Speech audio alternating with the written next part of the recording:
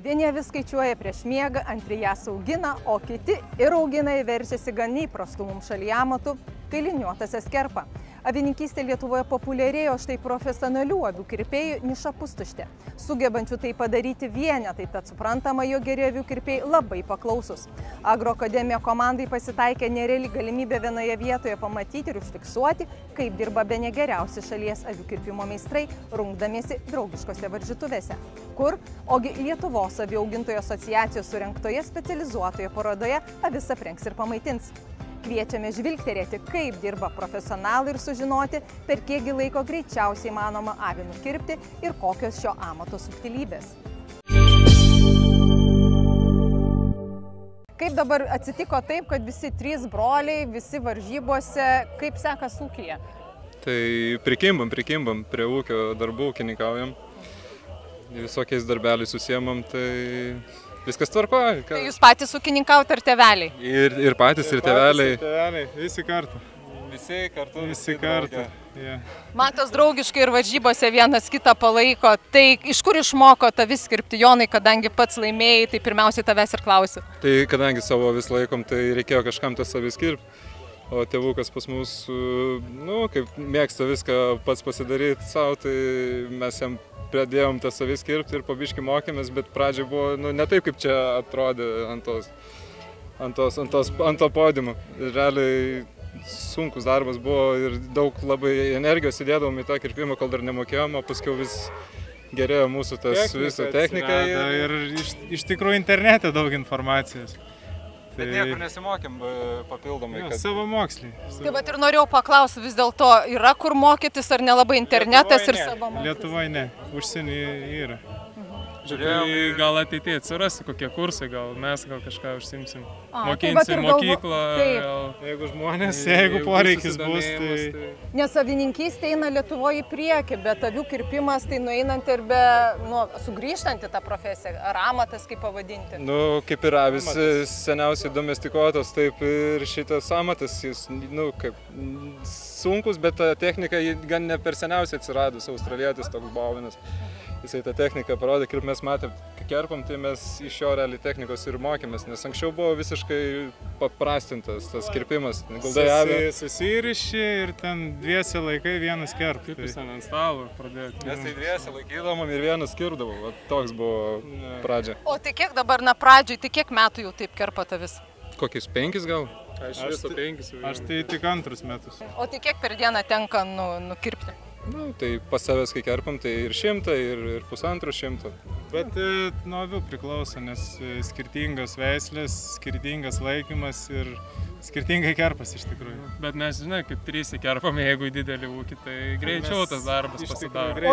O jūs iš savo tik kerpat, ar galite ir po visą Lietuvą važinėti? Jeigu kažkas norėtų, galim pagelbėti. Gali kreiptis, ar ne, nes tikrai daug kur rašoma, kad geras avių kirpėjas, kaip su žiburiu, arba ant rankos pirštų. Tai va, gali suskaičiuoti kirpėjus ant rankos pirštų. Kiek dalyvavo, ar ne?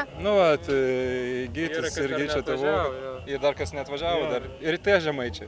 Bet tikrai labai džiugu, kad jauni žmonės dirba ūkyje, užsiima tą profesiją, matom, kad tikrai labai sunki ir daug fizinio darbo reikalaujanti. Jonai, kaip dabar pats jautiesi? Liuks. Norėjęs daugiau dar tų avių pakirpti, čia tik įsivažiuoja ir jau baigęs. Ar yra kokių veislių, kurios nepakančios kirpimui, ar vis dėlto ir nuo kirpėjo amato priklauso subtilybių ir nuo ryšio su žmogum, su šeimininku? Izobėlų avis labai nepakančios. Jeigu kas izobėlus, tai pamatysit izobėlį, nes avis baisiai nepakančios. Raimondai, kaip jums atrodo avių kirpimo amatas benueinanti profesija? Ar šiandien matėm yra ne 3 broliai, jaunimas, ar vis dėlto? Nesakyčiau ateinanti, nes dabar kaip tik kirpėjų padaugėjo. Nes buvo laikas, kad čia buvo Lietuvoje tik tai 2. O dabar jau ir šiandien dalyvavom 5, dar kur žinau, 3 nedalyvavo. Bet Lietuvoje šiaip nėra labai daug avių kirpėjų amato besiverčiančių ūkininkų? Ne, ūkininkų, kaip pasakyti, tai va dabar jeigu čia 5, dar 3, kiek žinau, tai kur jau rimčiau dirbti, tai va 8. Visoje Lietuvoje tai iš tikrųjų nedaug. Tai tokių smulkių dar, kur dėl savęs kerp, šiaip kur ten kaimynui dar po 10 avyčių nukerp yra tokių, bet Bet kas profesionaliai dirbtų, tai gali sakyti, čia 5, tie visi ir susirinkom. Ar džiaugiasi širdis, Raimondai, matant jaunus žmonės? Taip, nes galėsiu eiti užtarnautą poilsį. Kiek jau jūs pats avis kerpate metų? 11 metai. 11, bet jau man ir metai, man visi sūnus tinkami. Džiugu, širdis džiaugiasi. O kiek jūs šiaip per metus nukerpat avių? Esu vienais metais skaičiavęs, tai buvo 10 000 avių. Tai kažkur taip plius minus taip ir svyruoja. Na, jaunimas minėjo, kad jie patys išmoko to amato. Iš kur jūs išmoko? Taip irgi. Pradėjau laikyti savo avis ir nuo to, kaip pasakyti, ir pradėjau. YouTube'as išmokino. Neradot gero kirpėjo, galvojat, bala nematė? Radau, bet reikėjo brangiai mokėti, nes dėl 5 avių, jeigu nežinau, nei kam paskambinau, nei iš kur žmogus buvo ir pilnai suprantu, jeigu jam iš kito galo atvažiuoti Lietuvos dėl mano 5 avių. Taip. Tai geriau pats išmoksite. Nusipirkau mašinėlę ir taip ir niekada negalvojau, kad užsiimsiu to amatu, bet taip išėjo. Prilipo. Prilipo ir tiko, ar ne? Tiko. O sakykime, kurios galbūt avis mažiau mėgsta kirptis ar tiesiog fiziškai jas visas sutramdot? Ne, yra, kaip pasakyti, avis, jos visos nemėgsta kirptis. Bet yra ramios veislės ir kur yra baukščios veislės. Tai yra iš baukščiųjų veislių, tai būtų Romanovų veislė ir yra dabar jau gan populiari Lietuvoje Ildefrancų veislė. Tai yra baukščios avis. Romanovo yra nedidelės, jie suvaldyti, kad ir jos baukščios yra nesunku. Ildefrancus, taip, kirpėjų pačios sunkiausias avis, nes jos yra baukščios ir gan stiprios avis. Bet ir šiaip jėgos reikia pačiam turėti neblogai, ar ne, rankos, nugara pagrindė kenčia? Taip. Ir kojas, kai nemato, kiek dar kojas dirba, nes nesimato. O Raimondai, jūs ūkyje kiek turit pats avių? Aš, kaip pasakyti, anksčiau buvo vieno tarpu 70 laikiau, dabar šiuo momentu turiu tik tai 20. Tai ar gražios, bene geriausio kirpėjo Lietuvoje avis, grakščios laksto ar vis dėlto kaip batsiuvys be batų? Tai kad dažniausiai taip kaip batsiuvys be batų. Žilvinai, kokios veislės avis šį kartą gražino varžybų dalyviai? Šį kartą, kaip ir visus kitus, gražino Lietuvos juodgalvės, nes Šeduvos avininkystėje daugiausia tokių ir yra. Ir, jos tokios gal paprastesnės kirpimai, neturi ragų, bet turi tos vadinamus kankaliukus pakakliai, kurie kirpėjams gali tapti tokio nemalonių siurprizų.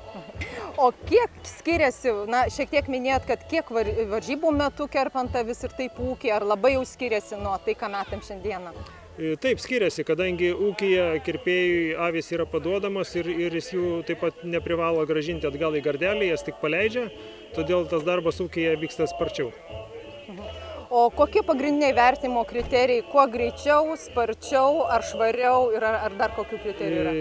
Pagrindinis kriterijus be abejo yra laikas, bet už nekokybiškai atliktą kirpimą ar už stambesnius odos sužeidimus teisėjai taip pat gali skirti baudos sekundės. Kaip jūs avių augintojas ir ne vienerius metus vertintojas šitų varžybų, varžytuvių, kaip jums atrodo, ar avies kirpimo amatas benueinanti profesija, ar vis dėlto jinai labai reikalinga ir jinai po truputį įgyja potencialo? Ji negali būti nueinanti, kol yra avių, tol yra reikalingi ir avių kirpėjai. O kaip ir šiandien matėm, tikrai auga jauna karta ir galim pasidžiaugti, kad artimiausiu laiku tas amatas iš Lietuvos neišnyks ir nereikės kviestis užsieniečių. Ir tikrai džiugu, nes šiaip Lietuvoje avių kirpėjų galima suskaičiuoti ant rankos piršto, ar ne? Taip, ir reikia pripažinti, ir avių neturim tiek daug, kad tie esami kirpėjai jų negalėtų nukirpti. Tai, sakysim, galbūt augant avių skaičiui didėtų ir kirpėjų skaičius. O kaip ir jūs avių asociacija esat, kaip galvojat, ir broliai minėjo, kad mokytis nelabai yra kur išskyrus praktiką, interneto, YouTube kanalą ir panašiai. Ar yra minčių kursus ar kažkokią mokymo programas rengti, kad ruošti šitos meistrus? Kaip pasakyti, kad ruošti meistrus, tai pačiam reikia būti meistru. Tai jeigu pats nesi meistras, tai gerų meistrų ir neišugdysit. Tai jie matyti yra pasirinkę tą teisingiausią įmanomą kelią šiuo metu ir mokosi iš interneto, mokosi galbūt išvažiavę į užsienį, ten padirba prie kokio kirpėjo gerai dirbančio jau savo darbą ir tokiu būdu tobulėja. Iš viso 5 avių kirpėjai pagražino 24 kailiniuotasias. Apkirpti vieną suaugusią avį tikriems žinovams truko nuo 1,5 iki 2,5 minučių. Na, kai jų kirpi per metus tūkstančius, tai nenuostabu. Vis tik tai sunkus amatas, nors įdomus ir labai reikalingas. Kalbinti varžybų dalyviai sakė, kad avių kirpimo paklausa buvo ir tebėra labai didelė, o konkurentų Lietuvoje nėra, yra tik kolegos. Ir toliau stebėkite Agroakademija LT naujienas portale ir socialiniuose tinkluose.